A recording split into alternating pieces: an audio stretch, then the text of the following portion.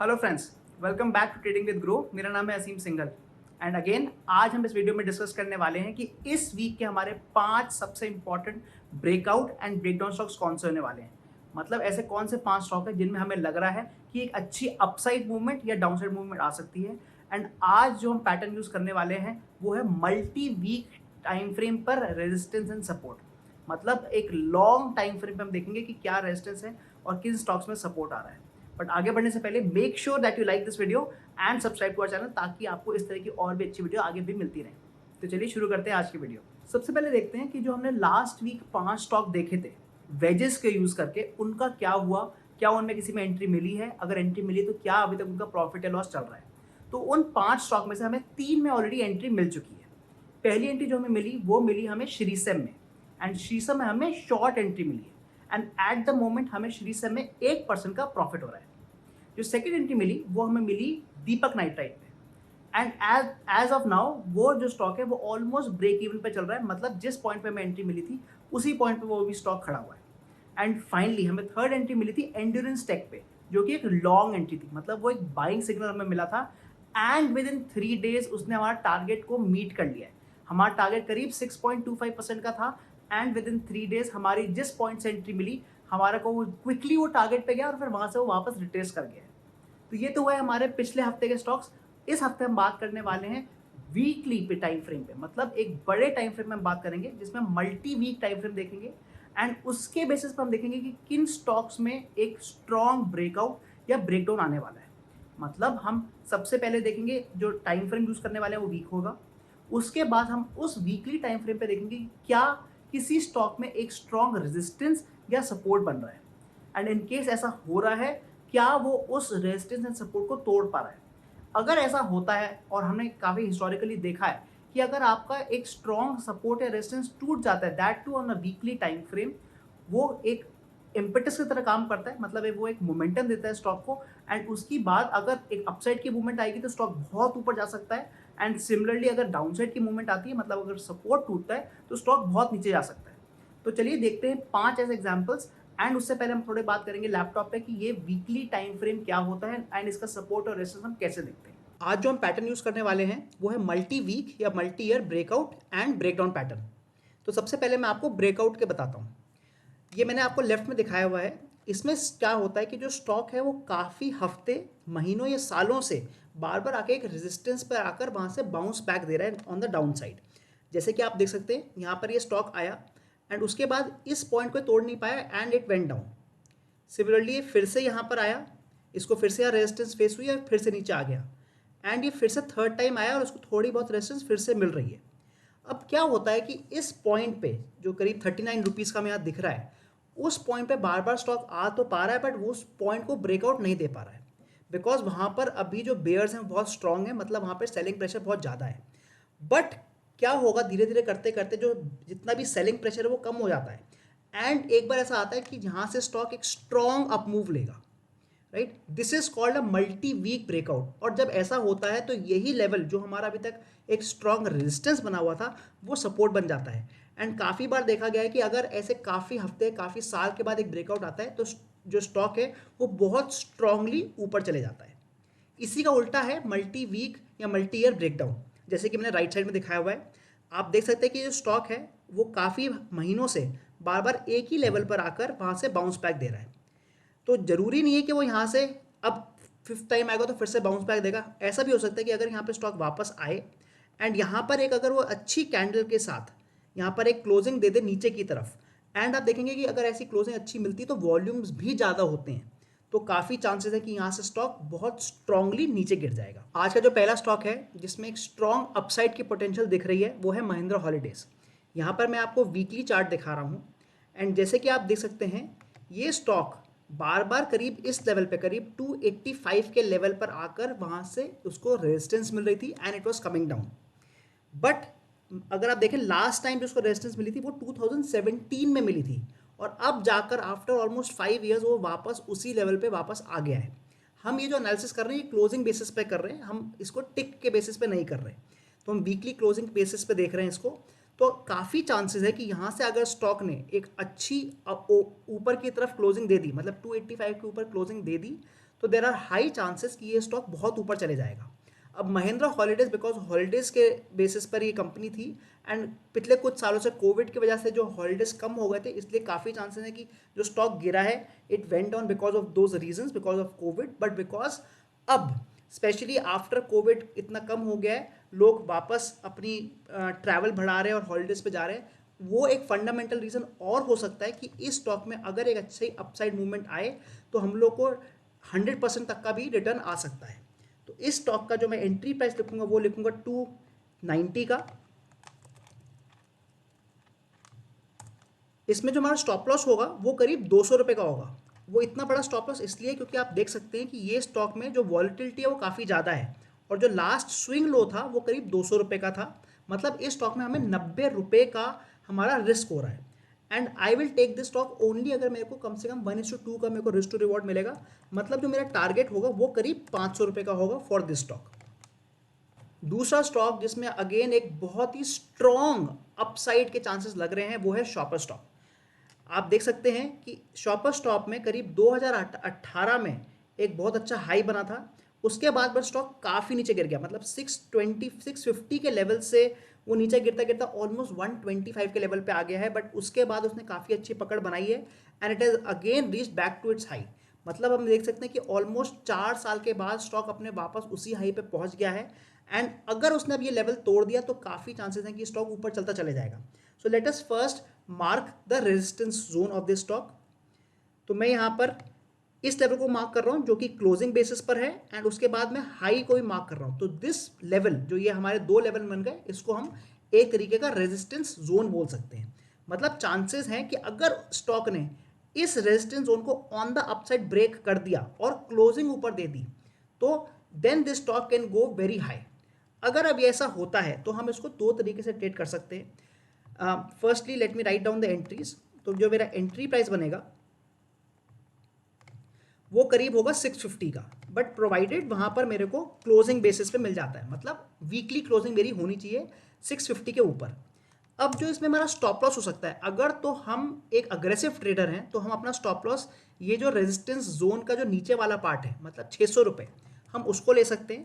So in that case my stop loss becomes 600 and मैं अपना target इसमें कम से कम 1:3 या 1:4 का भी रख सकता हूँ। मतलब मैं अपना जो इसमें टारगेट है अगर मैं 1:3 का रखता हूँ तो मेरा टारगेट इसमें 800 रुपीज़ का हो जाएगा। This is for aggressive traders because हम बहुत ही छोटा स्टॉप लॉस रख रहे हैं जो चांसेस हैं कि हो सकता है स्टॉप लॉस टच करके वापस से ऊपर निकल जाए। इन केस हम इसमें थोड़ा और स्टॉप लॉस बढ़ाएं तो I think a good stop loss will be somewhere around here.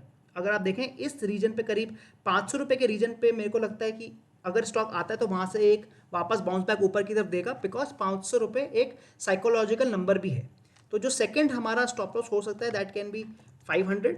मतलब हमारा अब इस ट्रेड में हमारा 150 रुपये का रिस्क हो गया है तो मैं उसमें कम से कम 1:2 का मैं रिस्क टू रिवॉर्ड रखूंगा। मतलब मैं 300 रुपये के प्रॉफिट के लिए खेलूंगा इसमें एंड उसका मतलब होगा कि जो मेरा target in this case that will be around 950 rupees. तो this is for more conservative traders and जो पहला वाला है वो थोड़ा अग्रेसिव ट्रेडर्स के लिए है। जो नेक्स्ट स्टॉक मैं आपको बताने वाला हूँ उसने जब एंट्री करी थी स्टॉक मार्केट पे तो उसने सब लोगों को एकदम भौचक्का कर दिया था बिकॉज ये स्टॉक 0 से 1500 पहुंच गया था कुछ ही महीनों में। जी हाँ, मैं बात कर रहा हूँ पतंजलि फूड्स की। तो आइए देखते हैं कि क्या इसमें अगेन हमें एक अच्छी अप ट्रेंड मूव का दिखने का चांस दिख रहा है कि नहीं। सबसे पहले हम बात करते हैं कि क्या इसमें एक मल्टी ईयर रेजिस्टेंस मिल रहा है और आप देखेंगे कि जी हाँ, हमें इसमें मल्टी ईयर रेजिस्टेंस मिल रहा है। मैं यहाँ पे जितने भी हाईज बने हैं उनको मैंने जोड़ दिया है। तो first high, second high, third high और ये जो फोर्थ हाई अभी भी ग्रीन बना था पिछले हफ्ते।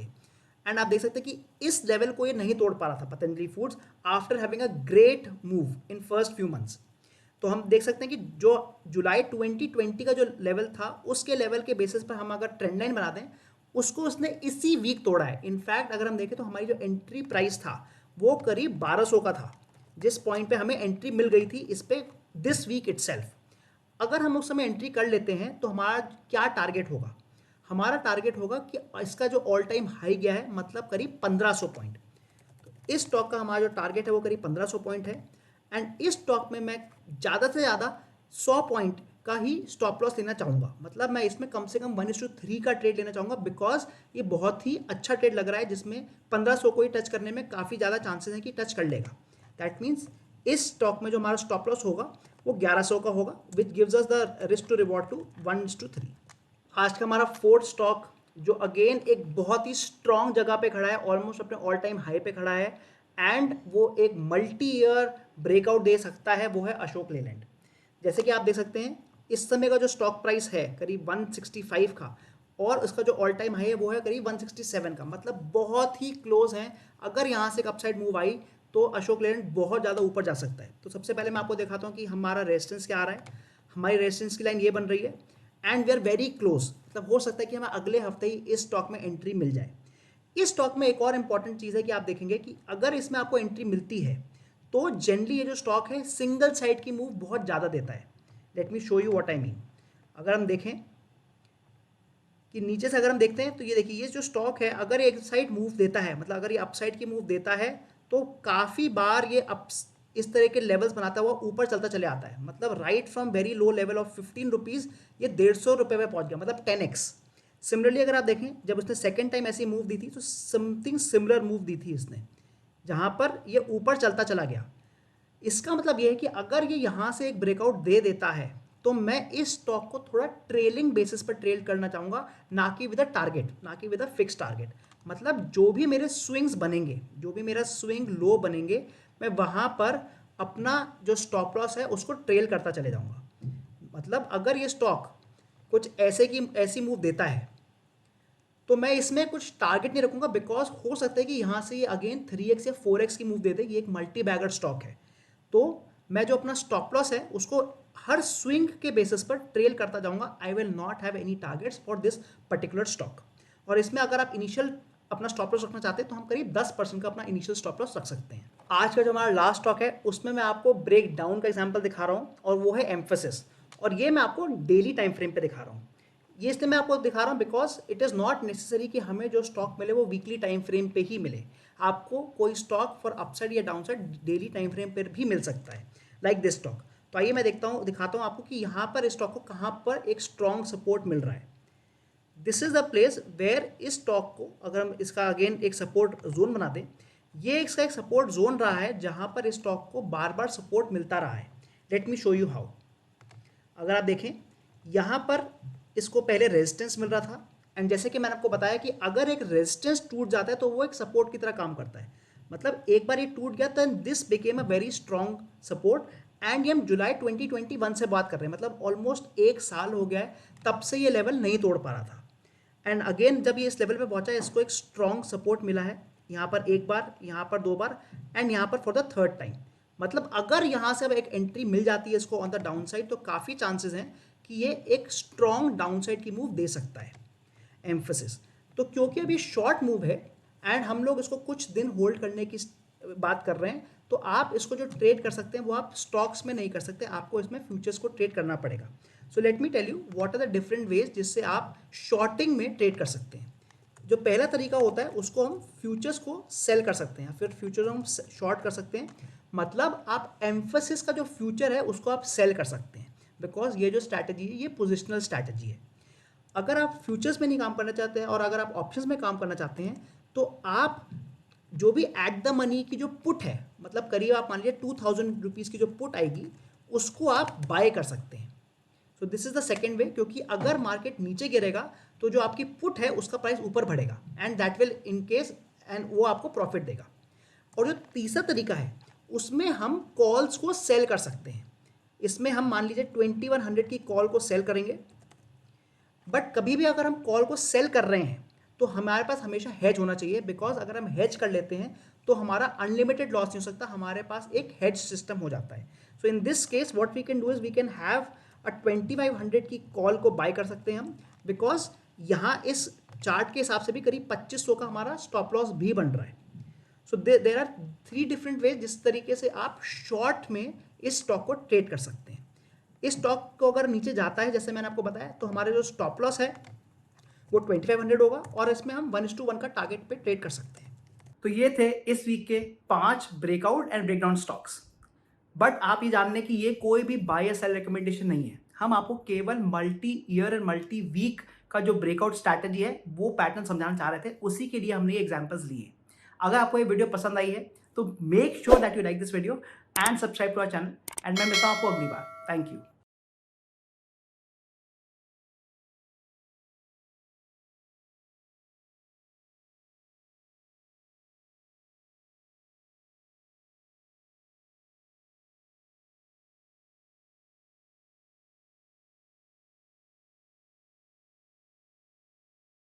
Investment in securities market are subject to market risks. Read all the related documents carefully before investing. Please read the risk disclosure documents carefully before investing in equity shares, derivatives, mutual fund, and or other instruments traded on the stock exchanges.